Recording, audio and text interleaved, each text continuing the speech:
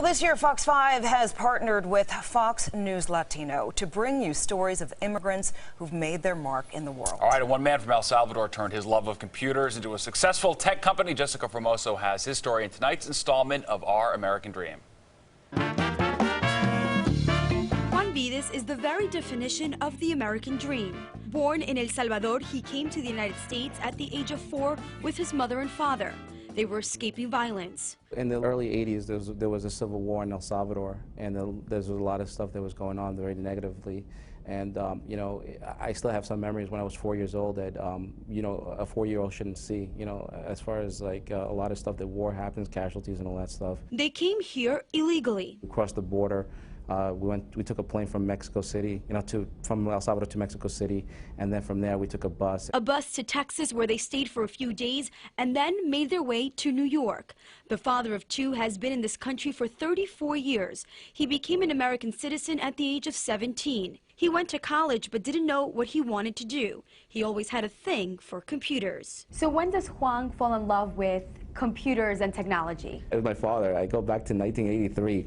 Then my father bought me the Atari 2600. You know, at that time it was $150, and back in '83, $150 was like equivalent to like maybe what, $500 today. Vides was attracted to video games. What he loved about the games were the graphics. In 1995, at the age of 17, he purchased his first computer. Bought my first computer for $3,000. It was, you know, 2 gigabytes of hard drive space. I remember it was 333 megahertz. That Atari and that computer sparked a passion, but Vides didn't realize it at the time. I went to community college, you know, National Community College. I graduated there for liberal arts. But all the time, I was always tinkering with computers. And I never realized that my hobby was going to be a living that I was going to be working in. So at the age of 26, he went back to school and got his degree in computer programming from Farmingdale State University.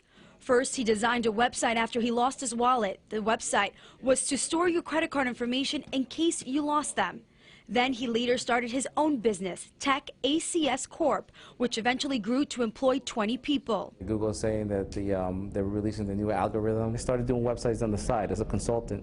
And then from a consultant, it turned to a full-time position and my own company. I've been working. And then from websites, it migrated to search engine optimization because everybody wanted to be on the first page of Google. From playing video games to fixing computers to having his own tech company, Juan Vides has created over 1,000 websites for well-known companies like Tabachnik and Inca-Cola. Did one website for Inca-Cola, which is a subsidiary of Coca-Cola.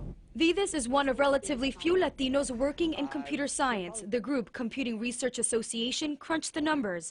Last year, only 4.1% of bachelor's degree awarded in computer science went to black students, while 7.7% went to Hispanic students.